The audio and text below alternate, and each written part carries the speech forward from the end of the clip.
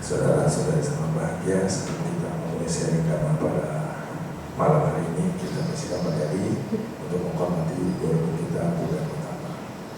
Namo tassa bhagavato arahato sama sambuddhassa. Namo tassa bhagavato arahato sama sambuddhassa. Namo tassa bhagavato arahato sama sambuddhassa. Sabda prasa akarana kusana suruh prasampada satita aryo damana yatra buddha sasana.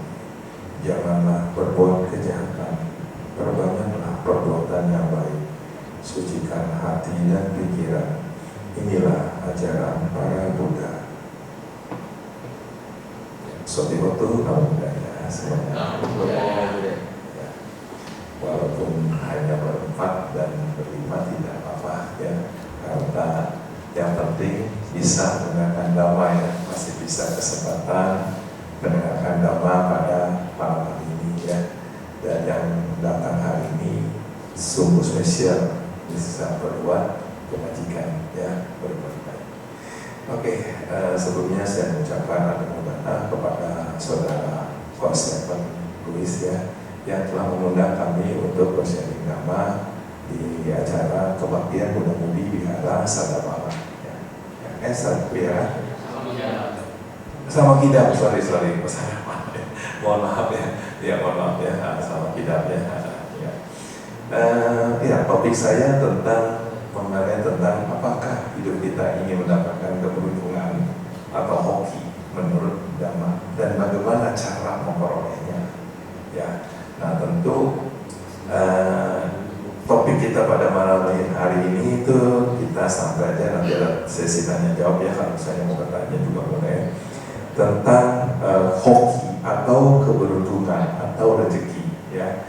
Jadi kalau kita sebagian besar manusia ini ingin mendapatkan keberuntungan yang sangat luar biasa ya, termasuk mudah-mudahan ya, termasuk adik-adik kita ini juga para pelajar ya, ingin mendapatkan keberuntungan dalam hidupnya ya, entah misalnya kesuksesan dalam karir ya, kemudian dalam usaha dan sebagainya ya, dan bekerja. Pokoknya intinya ingin mendapatkan keberhasilan atau keuntungan.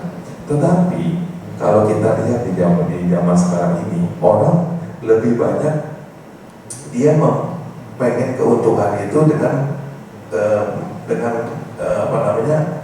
berbuat yang tidak baik, misalnya dengan melakukan kejahatan, penipuan, ya, kebohongan, ya, dan sebagainya, sehingga ingin menghasilkan uang yang begitu cepat sekali.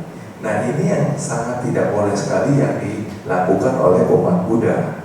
Karena apa? Sang Buddha mengajarkan kita punya yang namanya Pancasila Buddhis. Pancasila Buddhis ini artinya 5 sila yang harus kita jalankan dalam kehidupan sehari-hari agar jangan sampai kita melakukan perbuatan-perbuatan yang melanggar dhamma atau melanggar sila ya. Nah, memang setiap orang ingin mendapatkan keberuntungan, hoki, apalagi biasanya kalau pergantian tahun kan kita kan inginkan tahun yang ini 2026 ini semoga bisa lebih baik lagi ya kan, ingin mendapatkan kesehatan ya. Nah, hoki yang banyak, jodoh kalau yang belum dapat, kok saya masih jomblo Romo. Nah biasanya kan ingin mendapatkan kan calon-calon yang baik ya kan.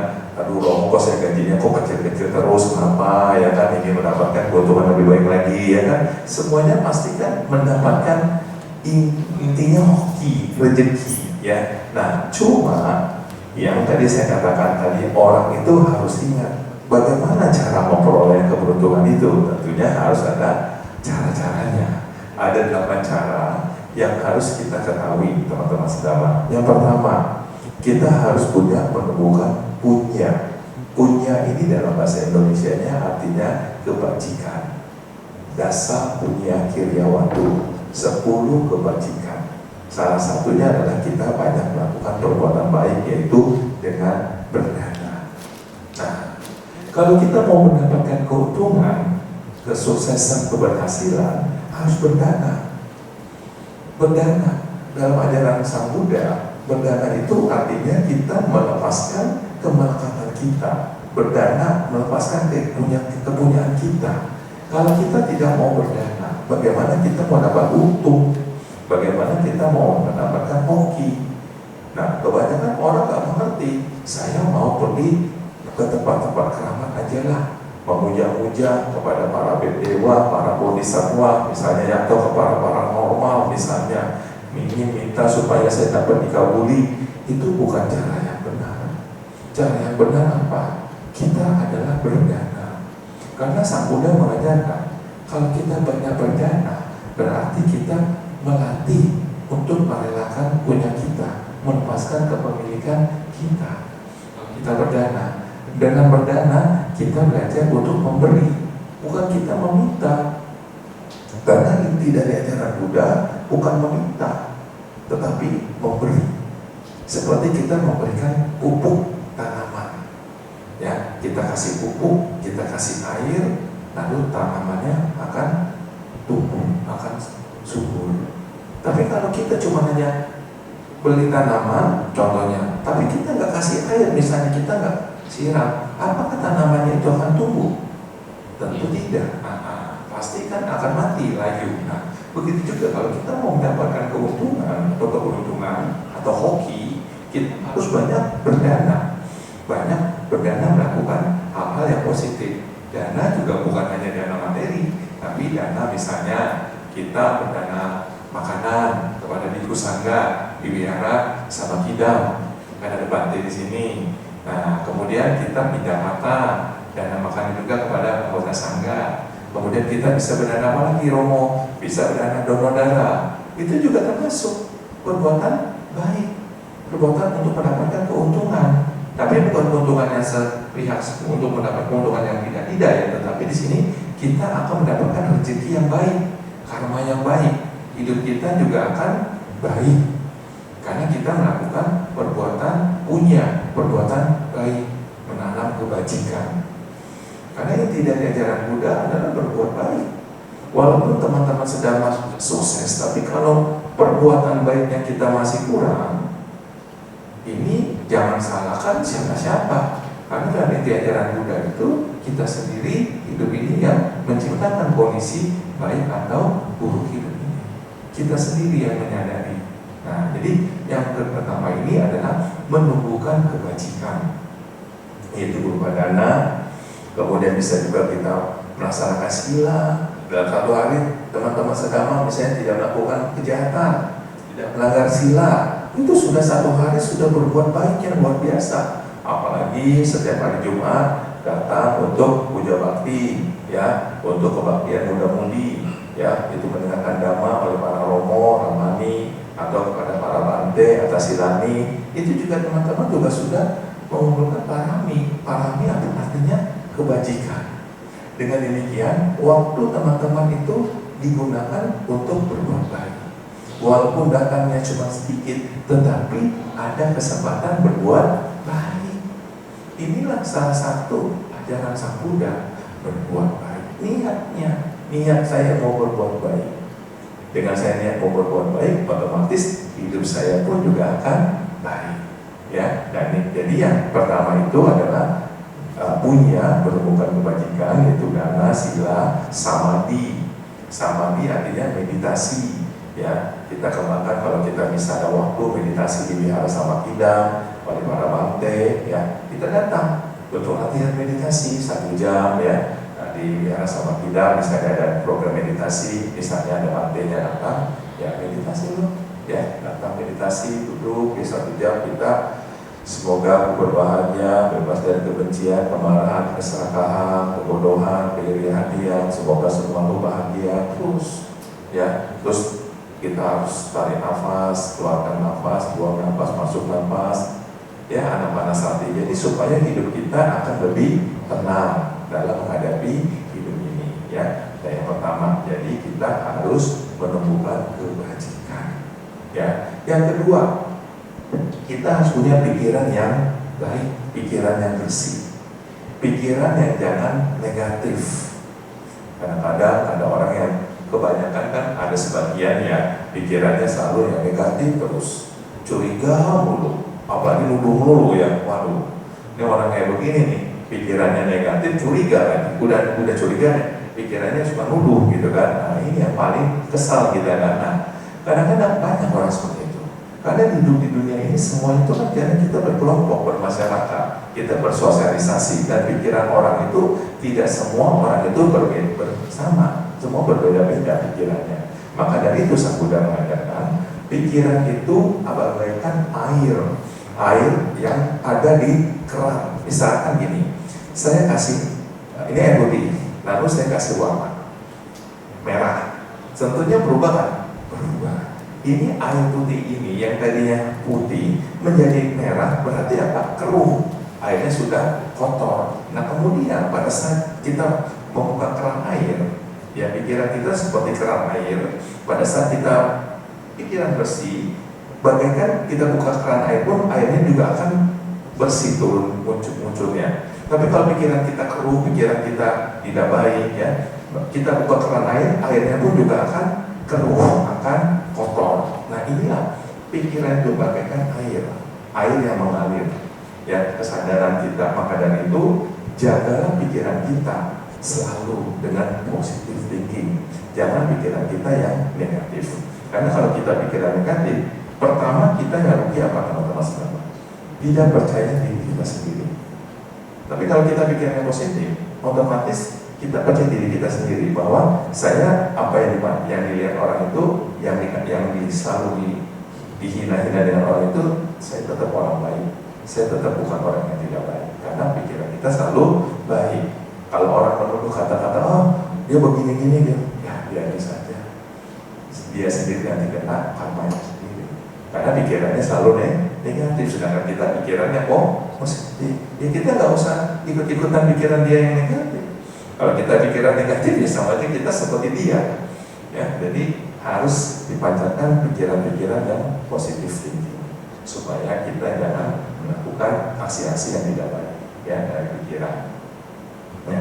Kemudian yang ketiga, yang Sang Buddha ajarkan, kita harus punya hiri dan otapa. Apa itu hiri dan otapa? Mungkin teman-teman sedang pernah dengar ya istilah hiri dan otapa. Hiri artinya mau berbuat jahat. Otapa, takut akibat dari perbuatan buruknya. Intinya, jangan melakukan kejahatan, jangan melakukan karma buruk. Karena karma itu bagaikan banyak-banyak yang mengikuti kita kemana saja kita melangkah. Karma itu, tadi kan kita sudah baca parita ya, parita Abhidhamma Pacavaekkhana, parita Brahma Vihara, ya, dengan bahasa Indonesianya. Ya, semua makhluk memiliki karmanya, mewarisi karmanya, lahir dari karmanya, berhubungan dengan karmanya, terlindung oleh karmanya, apapun karma yang diperbuat mereka Tuhan buruk, itulah yang harus diwarisi. Hendaklah cara pakai ini dipenuhi.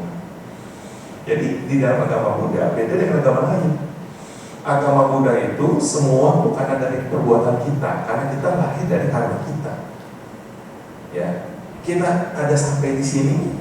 Teman-teman sedang sudah ada di dunia ini karena karma teman-teman semua. Karma baik semuanya teman-teman sedang ini. Ya termasuk kita semua ini termasuk karma baik. Apanya Romo yang karma baik? Kita sudah jadi manusia. Terlahir jadi manusia itu sungguh sulit. Apalagi menemukan ajaran Dhamma. Banyak yang lahir jadi manusia belum tentu Buddhis. Yang jadi Buddhis saja belum tentu mau berbuat baik. Apalagi yang belum jadi Buddhis, lebih susah lagi, ya kan? Karena memang setiap agama selalu mengajarkan kebaikan, tinggal tergantung orangnya. Cuma kalau kita jadi agama Buddha, sungguh beruntung. Kenapa sungguh beruntung? Karena kita masih bisa berbuat baik mendengarkan ajaran kebenaran. Bukan berarti di agama itu tidak ada kebenaran, tetapi di Buddhis, agama yang paling logika, yang masuk akal, agama masa depan itu adalah apa? Buddhis. Albert Einstein kan pernah baca, agama masa depan itu adalah agama Buddhis. Walaupun beliau bukan seorang Buddhis, orang Israel kan, tidak kesana. Tapi dia bisa mengatakan seperti itu, bahwa agama masa depan, agama modern itu adalah agama Buddha, agama ilmu pengetahuan dan teknologi. Agama yang pengetahuan damai, itulah Buddhis, Sang Buddha. Tapi ingat, Sang Buddha itu bukan pencipta. Sang Buddha itu hanya menemukan Dhamma, Karena di dalam agama Buddha tidak ada kata istilah ciptaan. Beda dengan agama tetangga kita konteksnya. Kalau kita tidak ada ciptaan, tetapi karena karma kita sendiri. Maka dari itu yang ketiga itu, kalau kita ingin mendapatkan keuntungan, hoki, teman-teman sedama ya harus banyak berbuat baik. Ingat hukum karma, jangan berbuat jahat. Kama yoni, kama bandu, kama pati sarana, udah kama karisami, kalian nama bapak, kama kasadaya, doba bisami, ewa ngaminya, abinah pacawe kita. Itu parita yang harus kerap kali kita renungkan pagi dan sore, termasuk teman-teman sedama. Misalnya teman-teman sedama pulang kuliah, pulang kerja, pada waktu kita puja bakti di sini, ya di wihara sama kidam atau di rumah, bisa baca parita. Tujuannya untuk apa? Kita tidak tahu. Namanya hidup, mau berbuat baik atau berbuat tidak baik kan semua kita nggak tahu. Maka dari itu harus kita renungkan bahwa setiap hidup ini jangan kita berbuat jahat. Tahu kiri dan otapa. Malu berbuat jahat, takut akibat dari perbuatan jahat. Kalau kita sudah berbuat jahat, teman-teman sedama, kasihan. Contoh misalkan saya pernah sering ke Lapas Cipinang, tugas dari Pak Budi, ya dari Romo, Majelis Pemuda Negarawan Indonesia. Itu tugasnya 6 bulan sekali kita pergi ke Lapas Narkotika kelas 2. Itu di sana sangat-sangat luar biasa. Mereka umat Buddha. Ada 10-20 orang di sana di penjara. Tanggal 21 saya ada tugas lagi di Lapas Kriminal kelas 1 di Jatinegara. Nanti 21 pagi besok 21 Januari ada tugas saya dari Kementerian Hukum dan HAM dari Departemen Agama Dinas Buddha. Ini kalau kita lihat, mereka ini sangat menderita. Anak-anak muda, bahkan yang setua saya aja sudah ada yang kena narkoba. Kenapa? Karena itulah dia tidak tahu nih bahayanya kalau dia berbuat jahat, dia melakukan narkotika. Karena akibatnya apa? Ya, dia di penjara, nyesal. Ada yang sudah berumah tangga, ada yang belum berumah tangga, ada yang diceraikan oleh istrinya. Yang udah berumah tangga, suaminya narkoba, umat Buddha ada, tapi umat Buddha paling sedikit di antara mereka ini. Kalau saya lihat di sana pas nikah ya, kalau hari Kamis pagi, yang Buddhis cuma beberapa orang, yang sebagian besar yang mayoritas. Kita dikit, tentunya. Tapi rajin, dia rajin mau kerja bakti. Nah, jadi ada Bante, ada Romo, ada Samanera, ada Meiji atau Silani, dan juga ada suku dari Vihara Mahayana. Jadi mereka ini melakukan suatu puja bakti sharing dhamma. Dan kita juga sama-sama berbagi ya, misalnya ada makanan ya, kita berbagi minuman ya untuk mereka. Karena mereka hidupnya kasihan. Kalau di penjara itu kasihan, makanya mereka sampai sedih ya, mereka kayak curhat lah sama saya gitu ya. Aduh gimana Romo ya, saya begini-begini, kalau saya keluar dari penjara nanti saya bagaimana? Ya itulah saya bilang, karena akibat dari perbuatan yang dia lakukan. Coba kalau dia ingat bahwa bahaya narkoba ini sangat rentan sekali Anda lakukan, ya sadari bahwa ini membuat kita menjadi rugi sendiri. Karena kita tidak tahu kiri dan apa. Kalau kita tahu kiri dan apa, kita tidak akan takut, tidak akan mau berbuat jahat, terutama narkoba. Ya, nah ini yang ketiga. Jadi jangan berbuat karma yang dulu, karena karma itu semua yang akan tanggung kita sendiri, bukan orang tua kita, bukan saudara kita, bukan papa mama, bukan koko, bukan cici, tapi kita sendiri. Semua karena kita. Jadi kita semua harus mewarisi karmanya masing-masing. Ya, berhubungan dengan karma lahir ya pelindung ya semua oleh karma kita sendiri. Ya, makanya ketiga, kalau kita mau mendapat keuntungan, dapat hobi yang baik, jangan berbicara. Apalagi dengan sengaja, ya harus dengan sadar bahwa hidup berbuat jahat itu tidak ada untungnya sama sekali. Ya, lalu yang keempat itu kita harus mempunyai suatu namanya pandangan yang benar, atau yang disebut dengan samadhi. Pandangan benar itu dari mana, teman-teman saudara? Dari pikiran.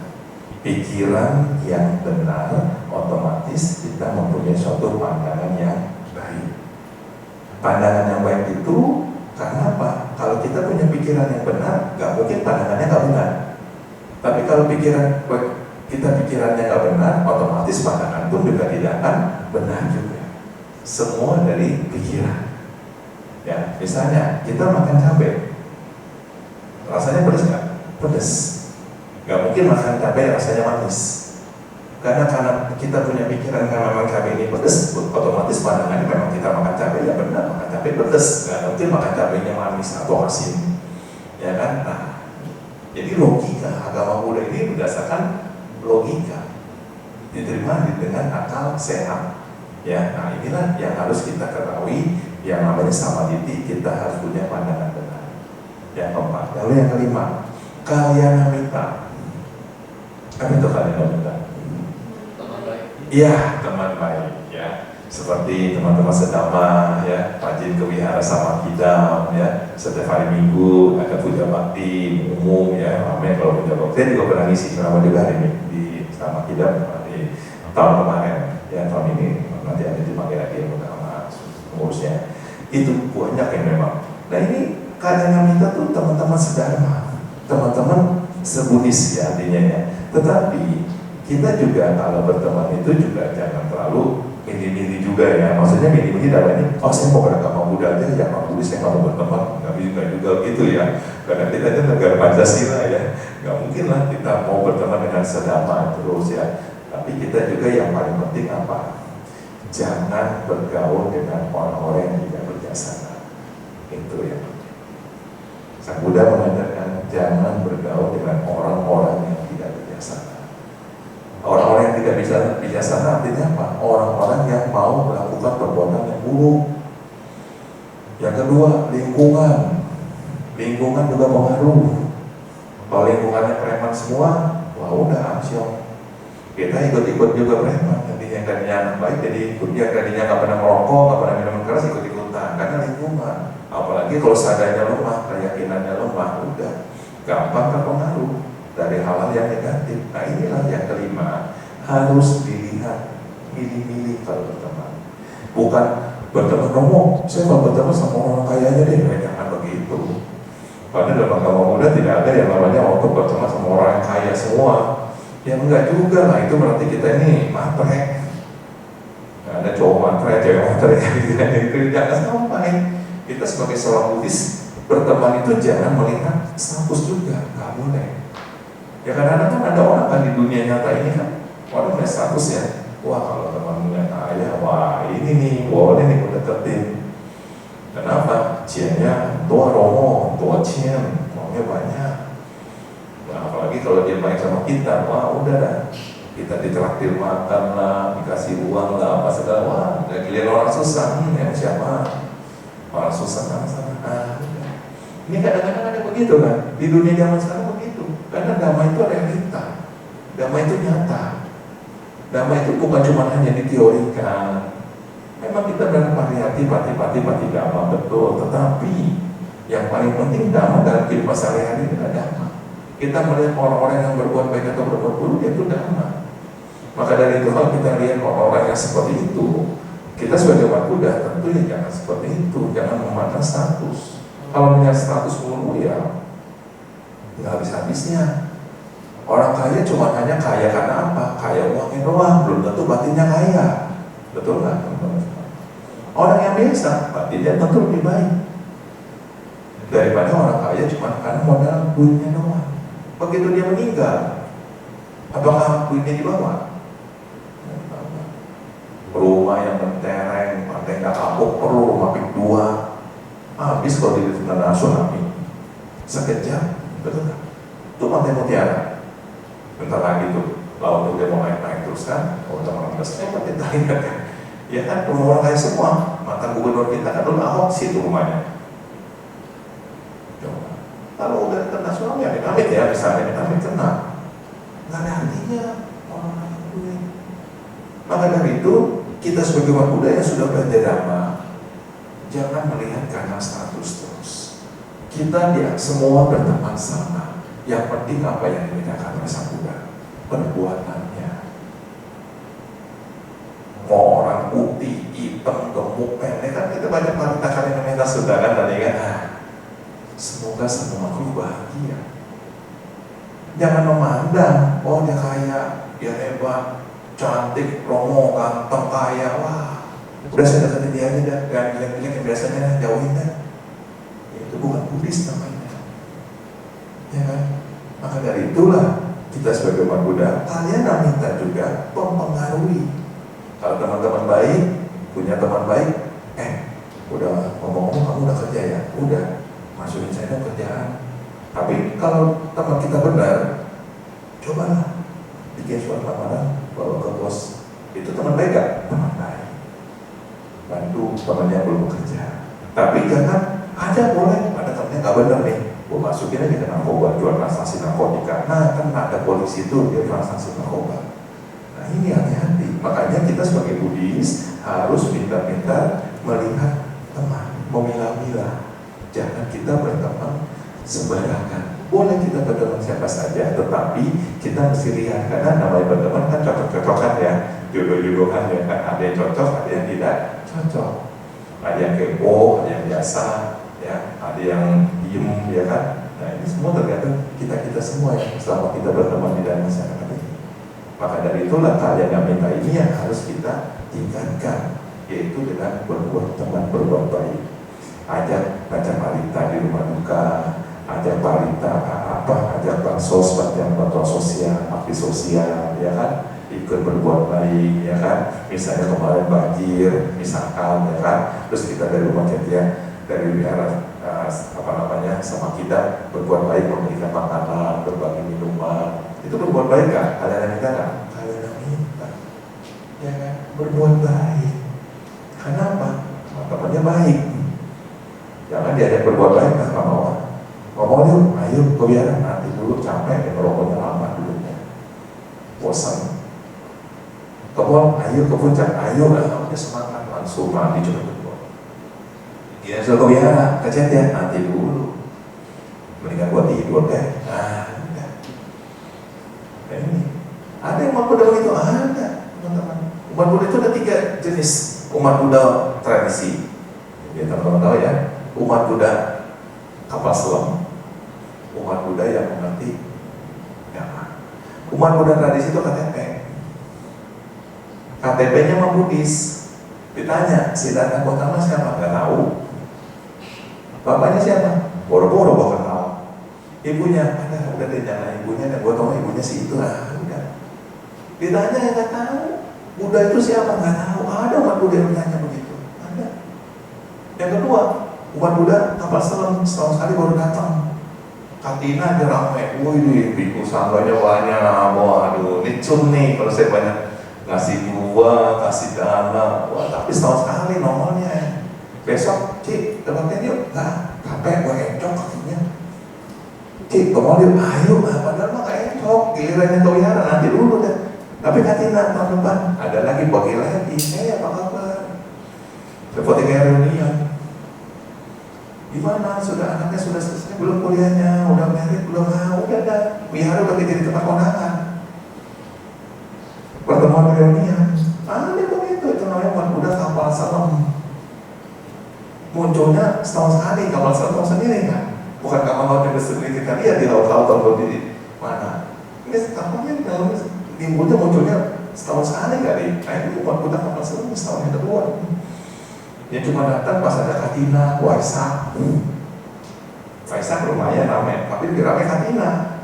Wah, pergi deh kemana-mana tuh. Ada wihara Panjasika, ada lagi, pergi lagi setahun sekali. Wihara mana banyak.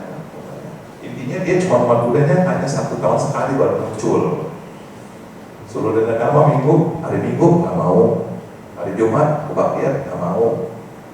Nah ini bahaya nih. Kenapa? Karena yang itu kesadarannya masih belum sempurna, masih belum mau berbuat baik gitu loh.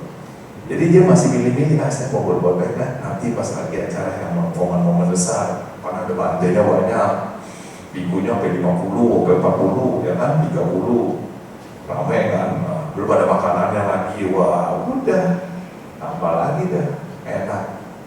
Tapi kalau yang biasa, nanti dulu, mendingan aku nonton TV atau main YouTube, dengan TikTok dah, dia udah TikTokan dah, daripada ke wihara. Nah, ini ada yang begitu. Tetapi umat budaya seperti itulah yang kalau bisa kita harus tetap punya keyakinan pada Buddha Dhamma Sangha, tetap punya kawan yang baik, ajak teman-teman untuk ke wihara. Itu jauh lebih baik lagi untuk berbuat baik.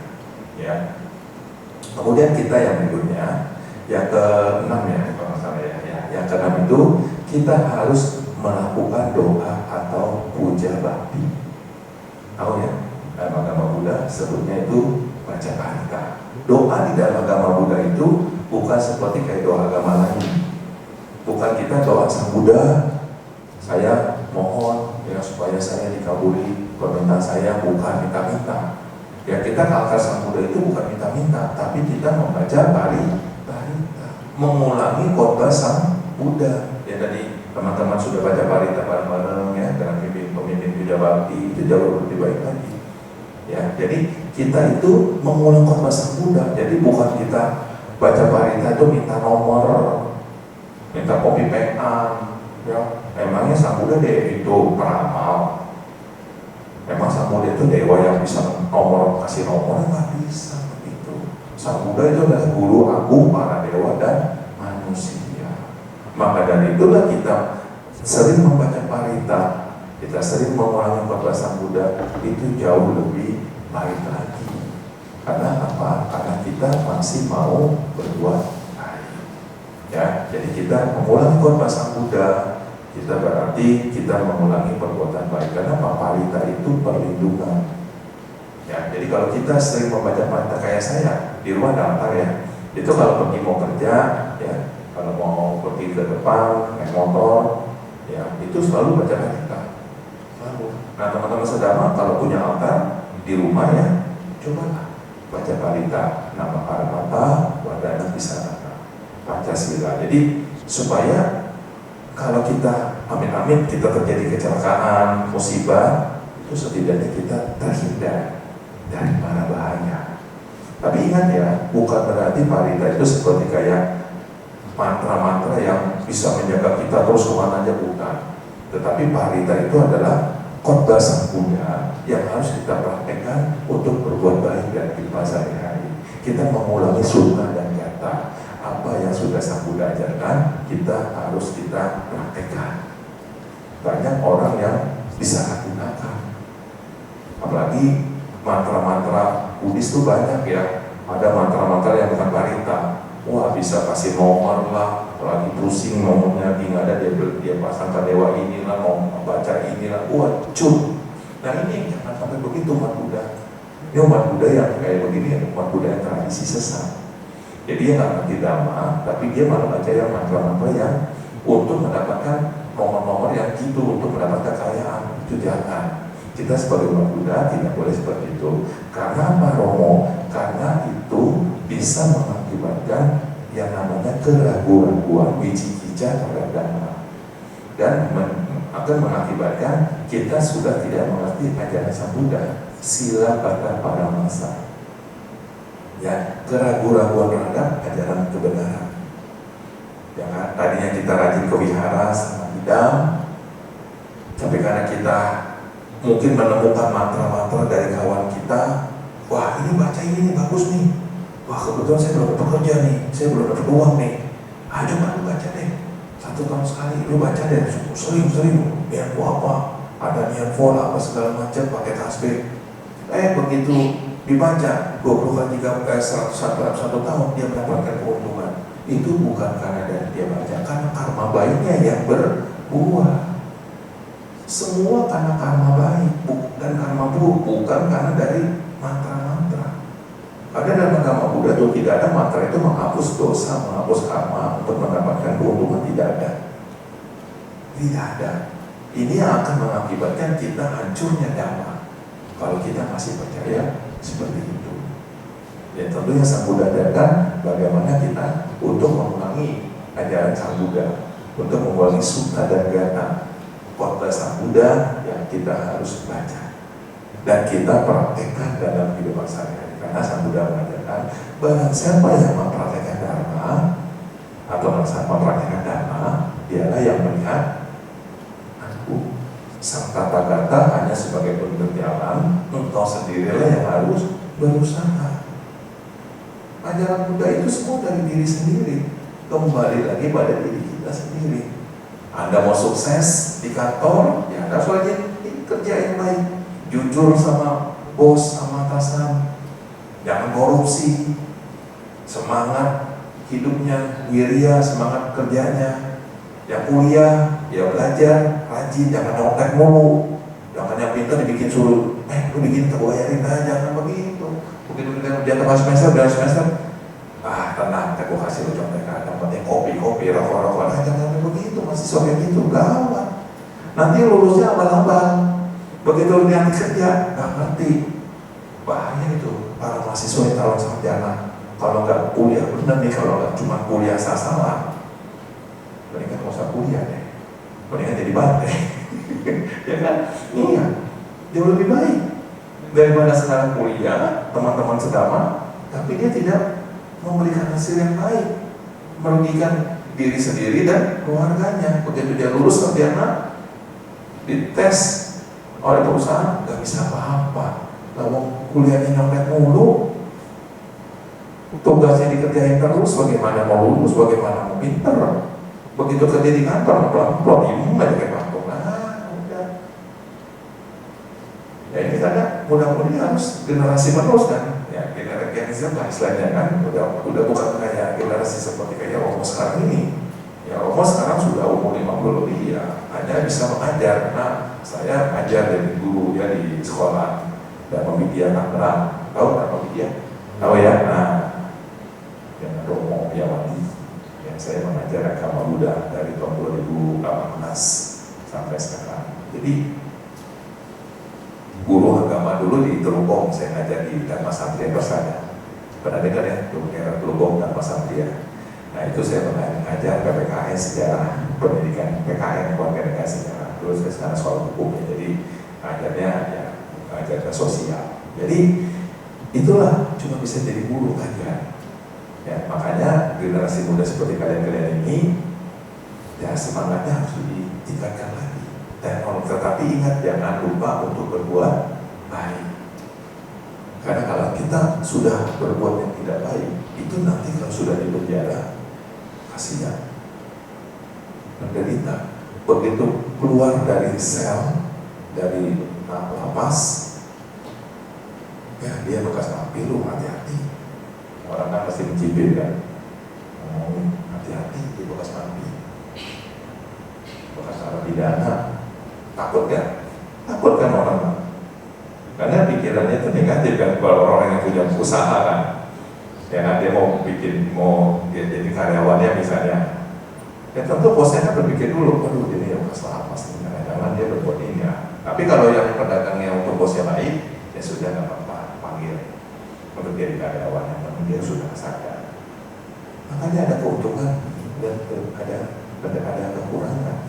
Kalau kita selalu berbuat yang tidak baik ya rugi. Begitu keluar dari penjara ya malu. Siapa yang mau menerima? Belum di masyarakat, dia diomongin ya kan? Nah, pasti karena kita hidup ini kita bersosialisasi, bermasyarakat. Tidak ada hidup kita cuma sendiri, kecuali kita tinggal di hutan kayak Tarzan, ya. Nah kita nggak punya teman, cuma ada kera, monkey, buaya, ular, hewan-hewan semua. Nah kalau kita tinggal di kota, ya otomatis hidup di masyarakat, kita pastikan ada yang namanya masyarakat lagi. Makanya kita harus jaga diri kita baik-baik. Jangan kita melakukan kejahatan. Ingat diri dan apa?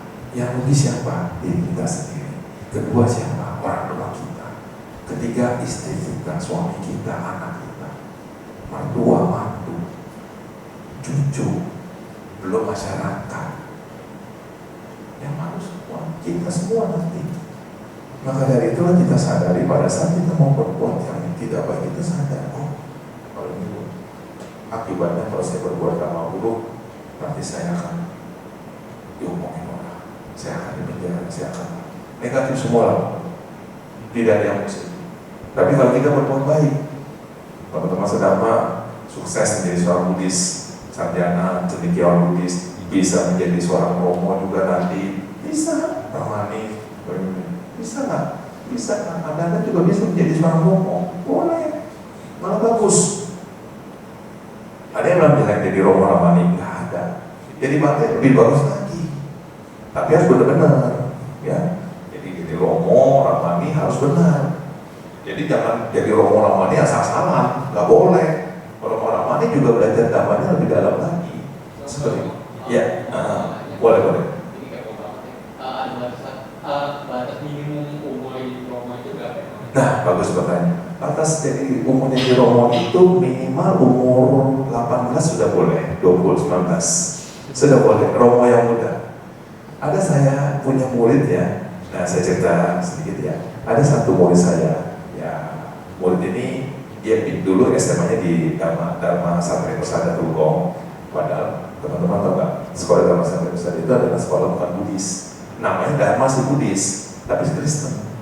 Cuman karena mayoritasnya anak bagan siapi-api, ya ada orang Medan situ, mayoritas agama Buddha, makanya mereka ke wihara hari Minggu, ke wihara Satya Dharma yang di Tulung, ya tempat yang penting, tapi dalamnya ada wihara kayak Buddha Gotama ini. Nah, jadi mulai saya ini, begitu saya ngajar, dia udah lulus, dia kuliah di BINUS. Habis dia kuliah di BINUS, ternyata tiba-tiba dia sudah memakai baju seperti saya begini.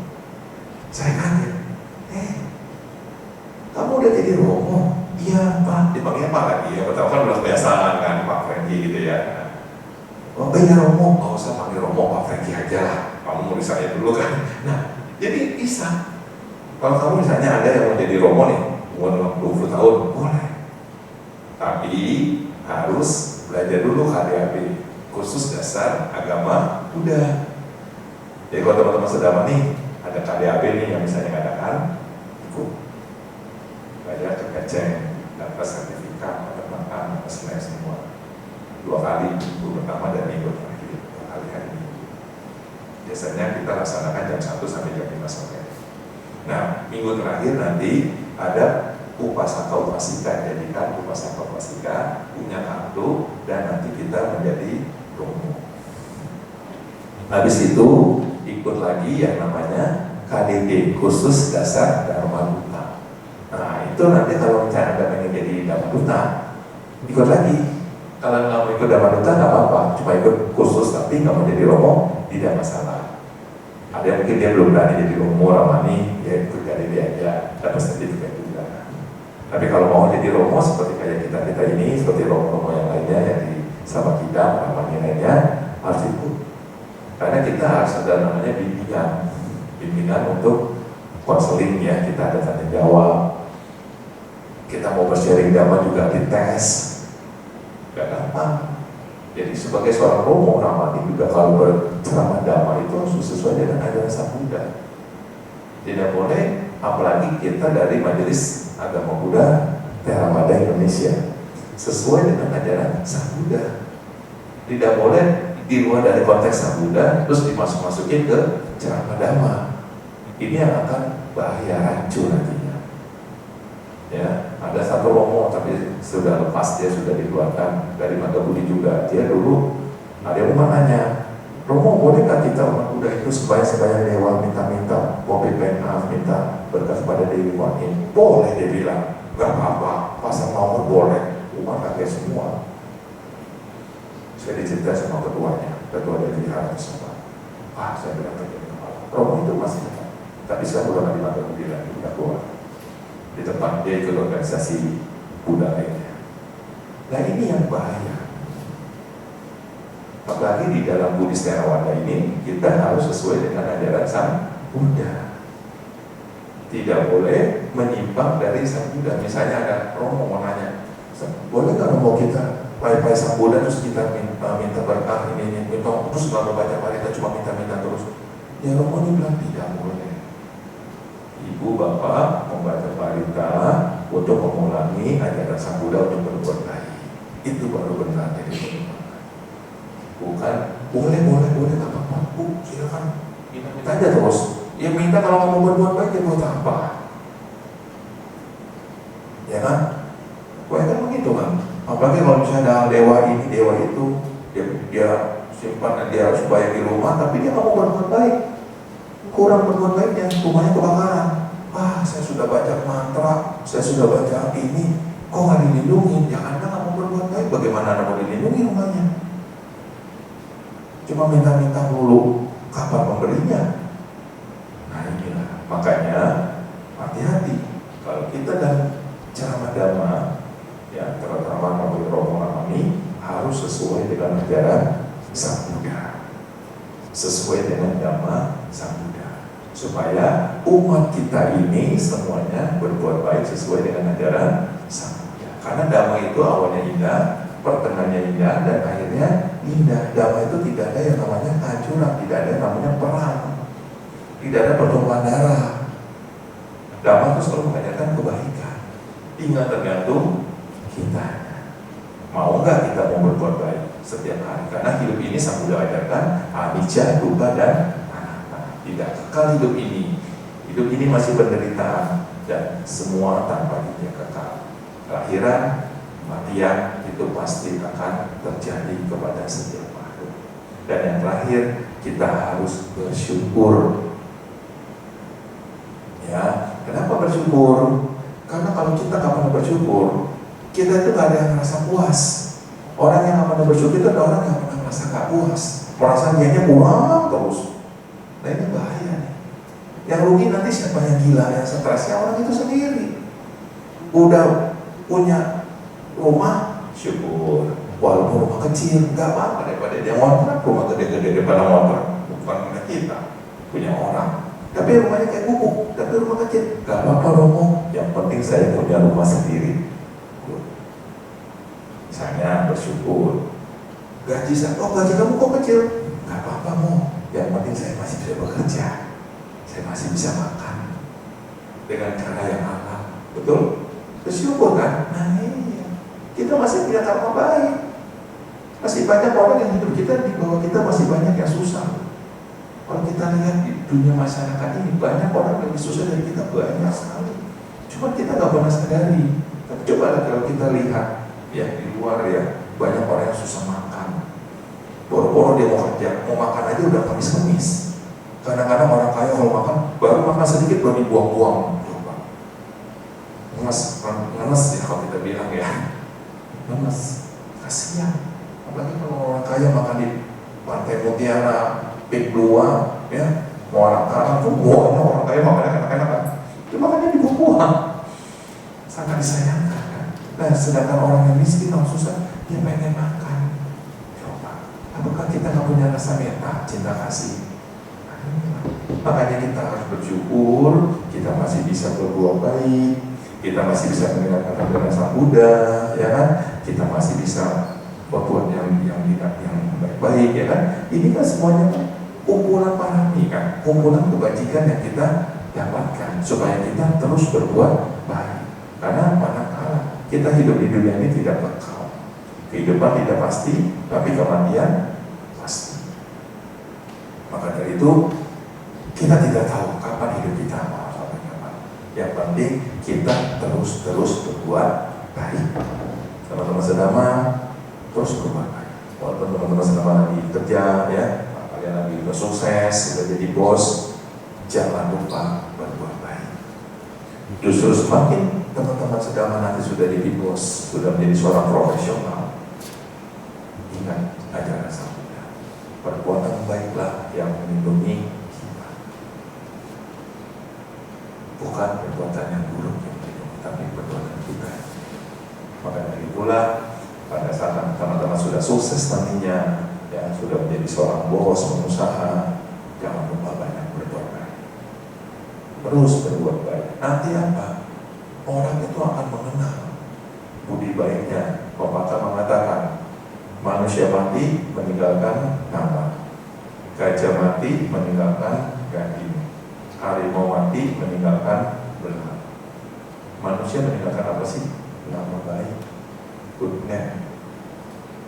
Tapi kalau teman-teman sedama sudah sukses, manusia namanya siapa? Ferdinand. Wah, luar biasa namanya Ferdinand, bagus. Ferdinand sudah sukses nanti misalnya, dan teman-teman Ferdinand yang lainnya, jadi bos satu-satu ya, nanti pengusaha. Jangan lupa, roda ini berputar loh. Sekarang kita masih begini, tapi kan kita nggak tahu kalau sama baik kita langsung berbuat, kita nggak tahu.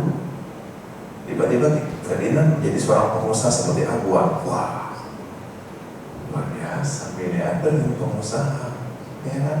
Wah, punya kayak Indomaret, Alfamart lagi nanti apa, Indomie lah, apalah, Indo apalah, Supermie lah, misalnya kayak Alfamart, Indomaret gitu misalnya punya, bisa. Tapi jangan lupa, jangan sombong.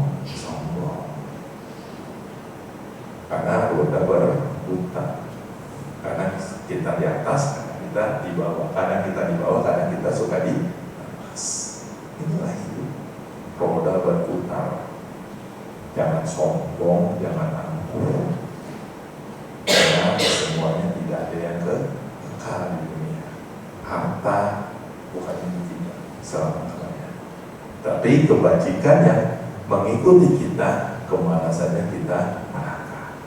Itulah harta yang sejati bagi pria dan wanita di Nidikanda Sutta Algana Katina.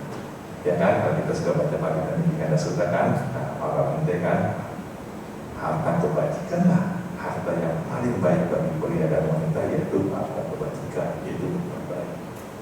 Nah itulah 8 ya, cara bagaimana kita sebagai manusia hidup mendapatkan keberuntungan, mendapatkan hoki ya, dengan cara yang benar, tentunya bukan dengan cara yang salah. Kalau dengan cara yang salah juga semua juga gampang, pengen tapi ya resikonya yaitu ditangkap polisi. ya. Kalau udah ditangkap gimana? Mau keluar dari penjara susah teman-teman.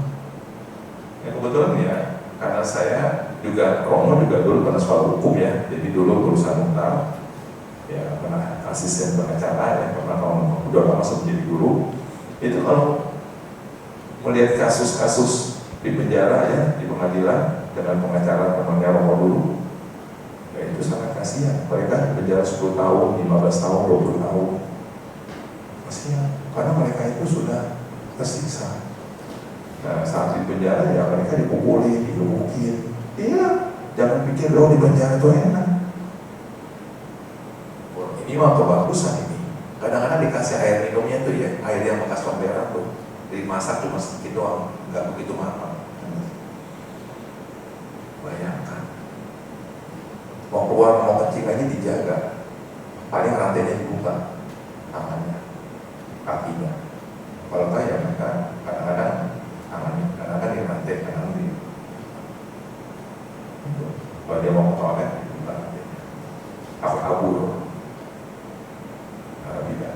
Ini makanya ngerilah kalau kita menjadi orang yang jahat itu, kasihan. Karena dia tidak berpikir panjang, gitu ya.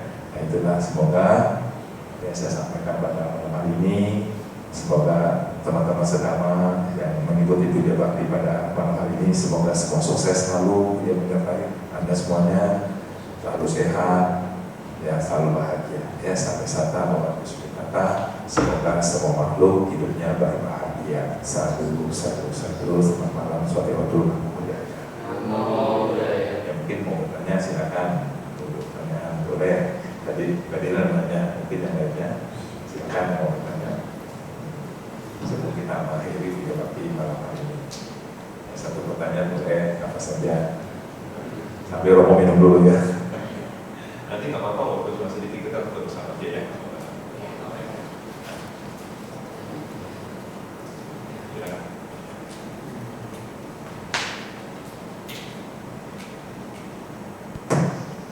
Romo izin tanya, boleh sih. yang poin kelima kan tentang karya kita.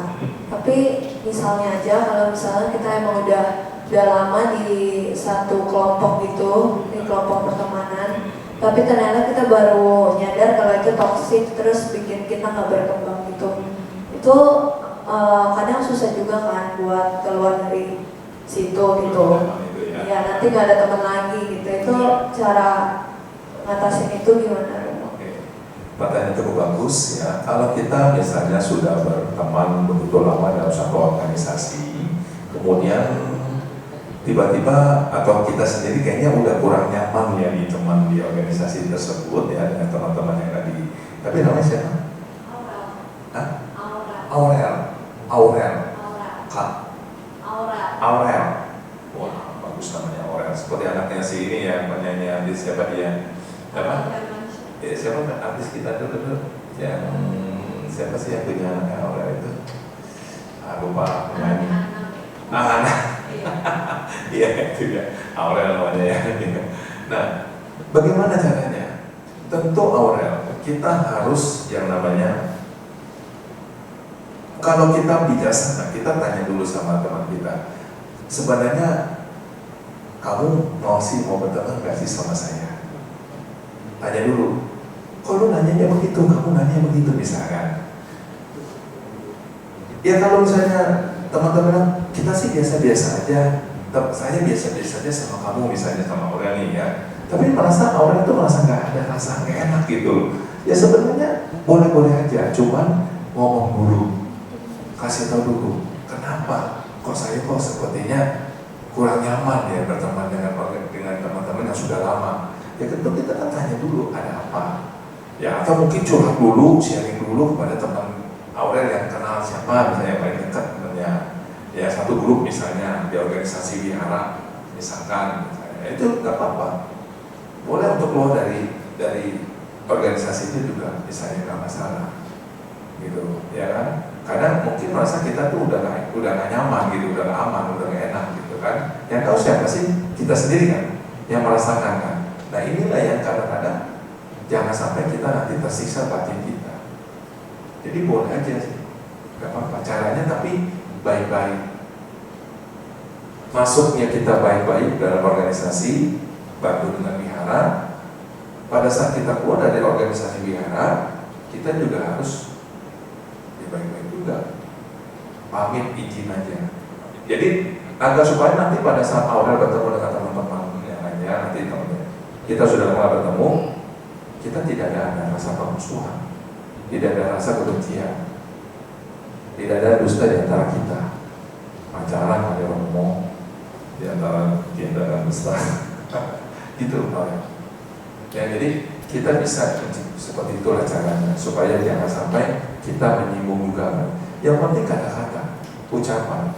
Kalau kita juga tidak suka nyaman di tempat organisasi yang kita jalankan, atau kita mungkin digeluti di mana ya, Aurel selama ini di mana, ya ngomong aja baik-baik aja. Gak perlu harus marah-marah, ya. Gak perlu harus ngomel-ngomel, ya. Karena menimbulkan kita jadi nggak enak sesama teman yang tadinya baik, jadi otomatis bertemu dengan yang dia lagi nanti jadi gak enak gitu ya. Rasa kita jadi pesengki lah kalau kita bilang, jadi punya perasaan kita jadi gak enak gitu. Ya, jadi boleh aja kalau gitu apa-apa. Gitu. Yang penting bijaksana. Karena kita kan kita kan yang mau keluarkan diri kita sendiri kan, bukan nggak ada suruhan siapa-siapa kan gitu. Itu aja sih. Gitu. Ya, terima kasih. Kira-kira ada yang mau tanya lagi? Ya kan, satu lagi deh sebelum akhirnya.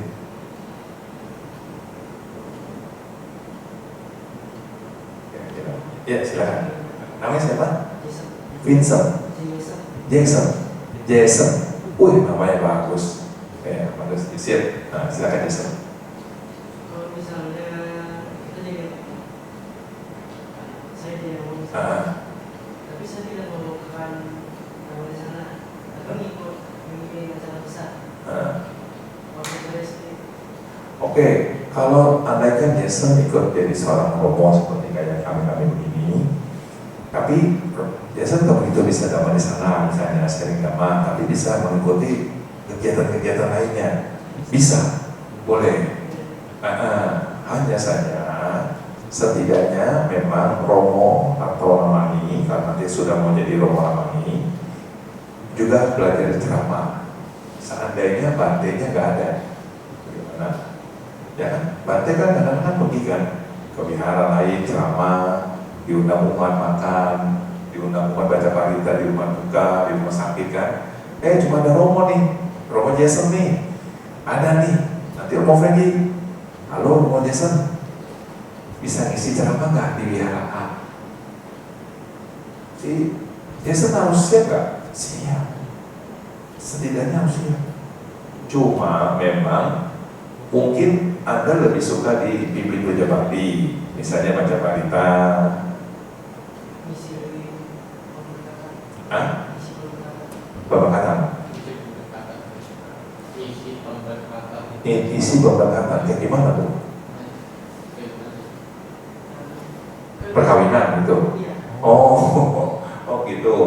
Nah, kalau mau jadi isi, kalau mau maksudnya pemberkatan pernikahan atau perkawinan bisa, boleh, bisa. Tapi berarti dulu, jangan langsung berkata aja. Orang menikah kan nggak gampang. Belum ada orang tuanya, kalau mempelai kedua orang tuanya kan nggak gampang ngomong itu. Dingin rumahnya belum berani sampai sekarang. Romo Franky cuma tugasnya apa teman-teman sedang sharing dhamma, baca parita di rumah duka sering, baca parita di rumah sakit, sambil puja bakti seperti teman-teman, seperti Aurel dan temannya. Itu. Tapi kalau untuk pemberkatan nikah kita belum, karena Romo masih upacarika. Mungkin kalau di dalam majelis lain boleh, bisa. Tapi kalau di dalam Magabudi kita masih harus pandita muda, family, baru bisa pemberkatan nikah. Jadi kalau Jason misalnya, tapi kalau Jasonnya belum nikah terus gimana? Kalau mau pemberkatan nikah, Jasonnya belum married gimana? Jasonnya mesti nikah dulu, udah kawin dulu, married dulu gitu, ya kan? Nah baru ngerti. Kalau sudah berumah tangga, Romo sekarang udah tua begini, sudah anak udah gede-gede, mau jadi Romo wanita untuk pemberkatan pernikahan bisa nggak? Bisa, boleh. Tapi kalau kita mau pemberkatan nikah, belajar, karena harus ngurus surat-surat pernikahannya, surat-suratnya lengkap, terus harus perintah, kemudian ada kain kuningnya juga harus disiapin, jangan sampai kita nggak lupa kain kuningnya. Kan kita kan mau berkati, mau ada kainnya gimana, osak, kalau ada kainnya, ya, nah ini. Jadi boleh dong, Jason. Tapi Jason harus belajar dhamma nisada juga. Waktu-waktu dibutuhkan dia bisa ngisi dhamma, ya kan? Kalau nantinya nggak ada, kan sayang umatnya udah banyak yang datang, nggak ada sharing dhamma, kan sayang. Cuma baca paritato, udah itu pulang. SMP apa tuh sudah makan pulang. Ya kan nggak ada sharing dhammanya. Ada kayak gitu? Ada teman-teman, ada di wihara begitu. Romo ramaninya nggak ada. Ya cuma baca paritato doang, ya kasihan. Yang lama-lama juga udah sepi tuh wihara. Yang nggak ada ceramahnya. Tapi kalau ada yang ceramahnya, walaupun nggak hanya bante kan nggak harus bante kan. Romo ramani kan boleh kan? Bisa nggak? Harus bisa. Supaya umat mengerti dhamma. Ada sebutan mengajarkan dhamma dana jinati. Artinya apa? Dana dhamma itu dana yang tertinggi di antara dana-dana lainnya. Mempersamakan dhamma dana itu nggak gampang. Maka dari itu si Romo si Ramani juga harus berbuat baik. Terus berbuat baik sesuai dengan ajaran Pura kita Sang Buddha. Mewakili Bante Bhikkhu Sangha. Untuk umatnya selalu berbuat baik. Jangan Romo Ramaninya ngajarinya nggak benar. Jangan dhammanya asal-asalan. Wah bahaya itu, siap udah repot, ya kan? Jadi sesat. Ini bahaya, itu nggak boleh, ya. Nah itu jadi boleh. Kalau bisa mau jadi Romo, nanti Romo Franky harapkan semoga nanti Anda bisa menjadi seorang Romo. Dan kalau bisa juga harus belajar sharing dhamma juga. Ya cuma memang Anda lebih tekankan ke pernikahannya, nggak apa-apa, gitu ya. Itu aja. Terima kasih. Ya, bisa. Oke. Baik, teman-teman sudah semuanya, mungkin karena waktu sudah hampir pukul 20.50 ya. Waduh, yang baru datang sangat disayangkan ya. Namanya iya, nggak apa-apa sih. Nanti mungkin bisa ada waktu ya, bisa mendengarkan apa lagi ya, topik tadi ini ya, gitu. Ya udah, kalau gitu terima kasih semuanya. Sampai sampai waktu Suditata. Semoga semua makhluk hidupnya berbahagia dimanapun mereka berada. Sadu, sadu, sadu, sobihotu, namo buddhaya.